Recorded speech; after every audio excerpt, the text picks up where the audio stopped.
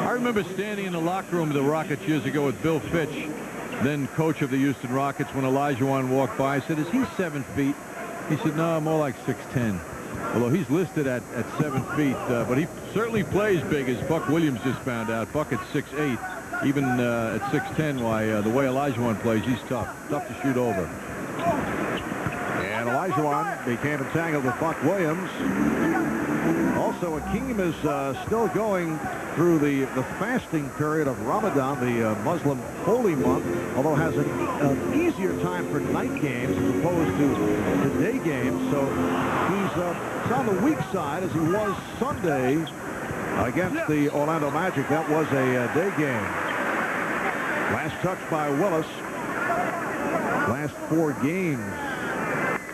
41 points, 15 rebounds. The 48-point outburst against Denver, 10 rebounds. Low numbers at Indiana. So obviously the fast has been handled quite well by Akeem. You know, when you say fast, too, I mean, that includes water. He doesn't drink water during the game, which is remarkable. No food or beverages. But he is able to drink water and have something to eat much earlier in the day. So he's okay for a night game, although obviously weak. It has its effect because on Sunday he could not have anything at all right throughout the day. Starks for 3. Rockets lead by 4. We come up on 2 minutes remaining first half. Knicks have gone flat here now a bit in the last couple of minutes. Olajuwon, rough shot. Childs. Nice move by Chris Childs on a runner. There's an example of Childs' aggressiveness, his willingness and desire to lead the team as he made that play happen. So the Knicks trail by 2.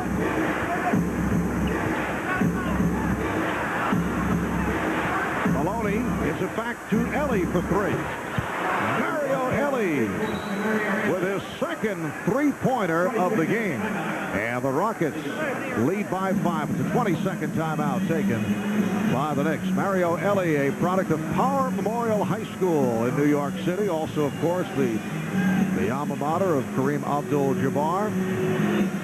Here's a guy who has made the rounds, spent time with Philadelphia, Golden State, and Portland. You watch the ball movement. Maloney gives it back to Ellie, who tees it up for the 3.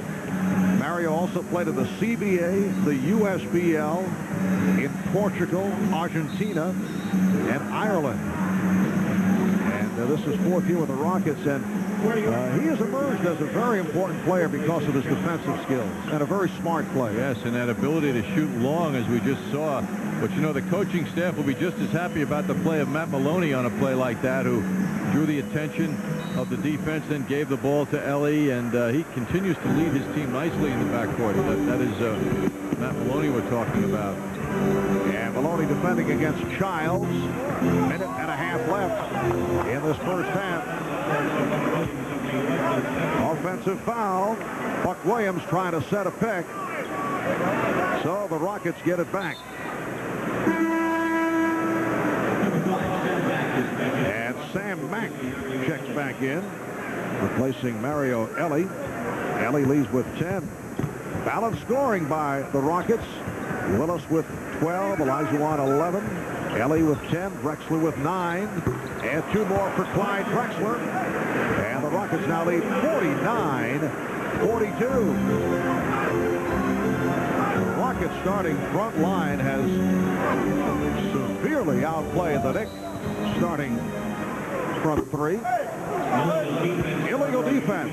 That's the first infraction against Houston. And now a Brent Price sighting, making his first appearance of the game. He's back from a knee injury and a broken arm. He broke his arm in preseason.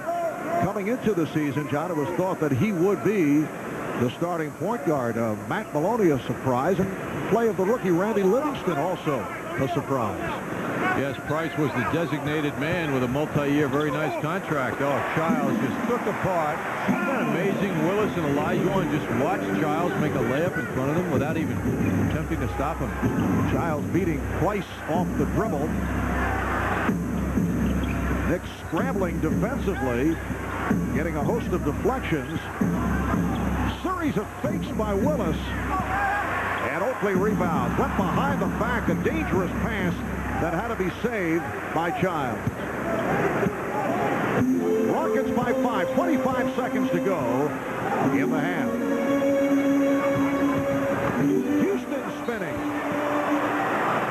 And he was fouled.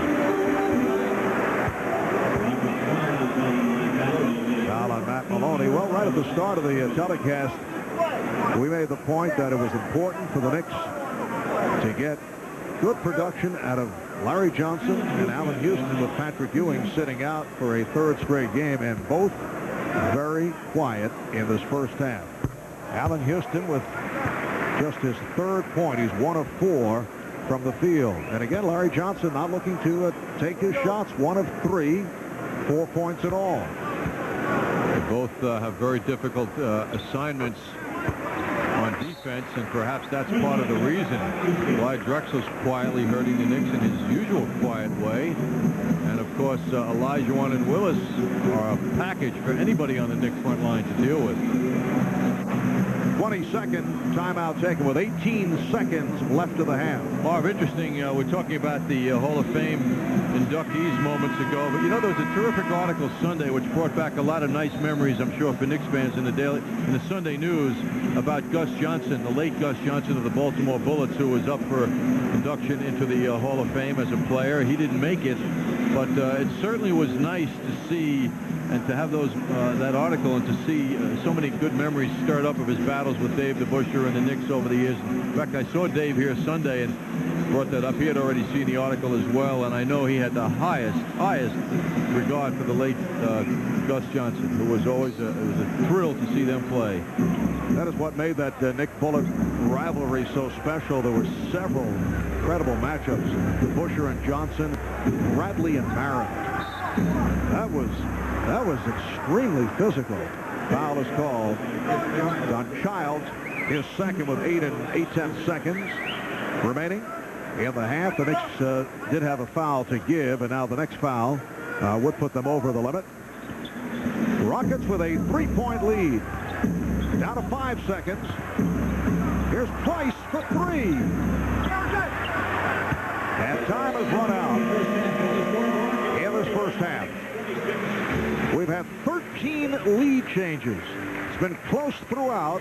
Rockets 49 and the Knicks 46 at the half. And coming up, the Tri-State Jeep and Eagle halftime report. There is only one Jeep. It's only at your Tri-State Jeep and Eagle dealer. In a moment, Mike Crispino at the sports desk.